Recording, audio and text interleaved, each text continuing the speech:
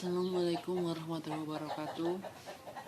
Nama saya Sabaryadi, saya dari kelas K3D Manajemen Pagi semester 2, nomor NPM 19110073. Jadi saya akan menjawab pertanyaan yang kemarin itu. Jelaskan bagaimana perubahan suku bunga dapat mempengaruhi permintaan uang di masyarakat sehingga mengakibatkan perubahan terhadap kegiatan ekonomi. Jawabannya, suku bunga itu adalah harga uang. Kalau harga uang naik, maka masyarakat akan meminjam uang ke bank.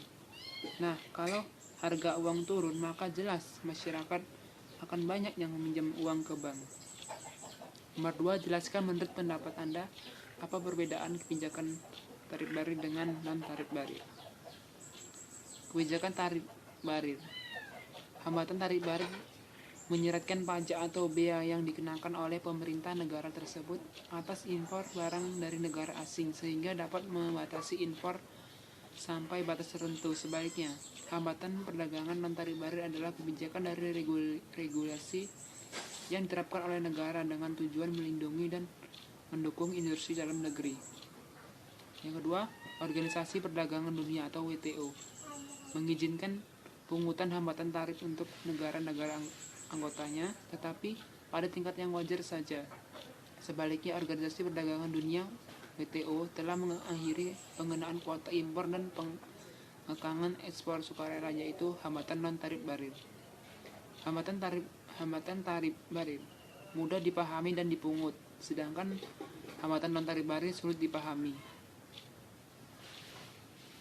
Keempat, hambatan tarif barir dapat berupa pajak dan bea, sedangkan hambatan non-tarif barir adalah bentuk peraturan ketentuan persyaratan atau formalitas. Yang kelima, hambatan tarif barir dipungut oleh pemerintah meningkatkan biaya barang yang diimpor. Sebaliknya, hambatan non-tarif barir termasuk pembatasan kualitas yang mempengaruhi volume dan terkadang juga mempengaruhi harga barang.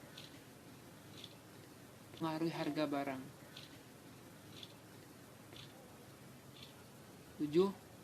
Dalam hal ini hambatan tarif barir ketika pemerintah memungut biaya masuk kelompok monopolistik dapat dikendalikan. Sebaliknya, ketika hambatan non-tarif barir diberlakukan, organisasi monopolistik membebankan harga tinggi melalui output rendah. 7. Ketika hambatan tarif dipungut, importir tidak dapat membuat lebih banyak keuntungan karena pajak dikenakan akan membuat produk mahal dan untuk bersaing di pasar negara. Mereka menjaga harga tetap kompetitif. Sebaliknya, ketika hambatan tarif diberlakukan, importir dapat memperoleh untuk yang baik karena ini merupakan tindakan non-pajak tidak meningkatkan harga. Yang ketiga, jelaskan bagaimana instrumen kebijakan ekonomi internasional. Instrumen kebijakan ekonomi internasional. Instrumen kebijakan ekonomi internasional itu dibedakan berdasarkan kegiatan dan tindakan yang dilakukan. Setidaknya ada 3 instrumen penting yang ada dalam kebijakan ekonomi internasional.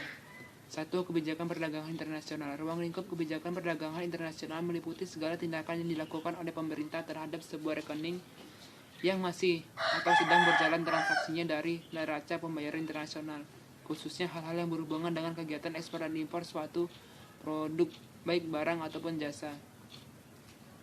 Jenis dari kebijakan ini seperti kebijakan tarif terhadap impor, bilateral trade agreement, dan masih banyak lainnya. Kedua, kebijakan pembayaran internasional. Untuk kebijakan pembayaran ini mencakup beberapa hal mengenai kebijakan pemerintah terhadap rekening modal dalam neraca pembayaran internasional, tepatnya pada pengawasan terhadap pembayaran internasional. Contohnya dari kebijakan ini seperti pengawasan yang dilakukan oleh pemerintah terhadap lalu lintas devisa atau pengawas terhadap lalu lintas modal jangka panjang. Yang ketiga, kebijakan bantuan luar negeri. Kebijakan bantuan luar negeri merupakan sebuah tindakan atau kebijakan yang dilakukan oleh pemerintah yang berhubungan dengan bantuan, pinjaman, dan lainnya. Bantuan itu berupa bantuan dengan tujuan untuk membantu rehabilitasi yang berhubungan dengan bantuan, pinjaman, dan lainnya. Bantuan itu berupa bantuan dengan tujuan untuk membantu rehabilitasi, serta pembangunan dan bantuan militer kepada negara lain. Yang keempat, jelaskan menurut pendapat Anda apa yang dimaksud dengan perekonomian terbuka.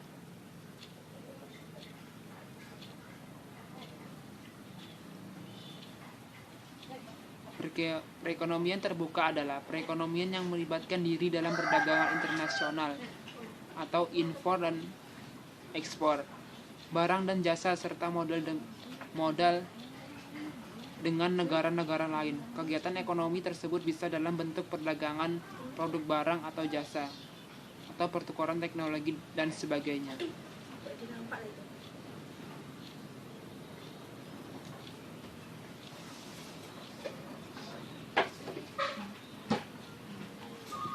Yang kelima, jelaskan apa yang menjadi faktor penghambat dalam proses pembangunan. Faktor penghambat pembangunan yaitu distribusi pendapatan semakin tidak merata komposisinya. Pertumbuhan penduduk di negara berkembang menyebabkan tingkat kesejahteraan masyarakat telah mengalami perbaikan yang berat. Berarti tidak kesejahteraan menurut di mana tingkat pendapatan sama dengan pendapatan cukup atau hidup. Baiklah, sekian dari penjelasan dari saya. Kurang kurangnya saya mohon maaf.